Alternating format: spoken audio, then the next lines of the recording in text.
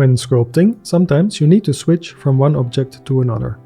The fastest way to do this is to hover the mouse over the object that you want to work on and press Alt-Q.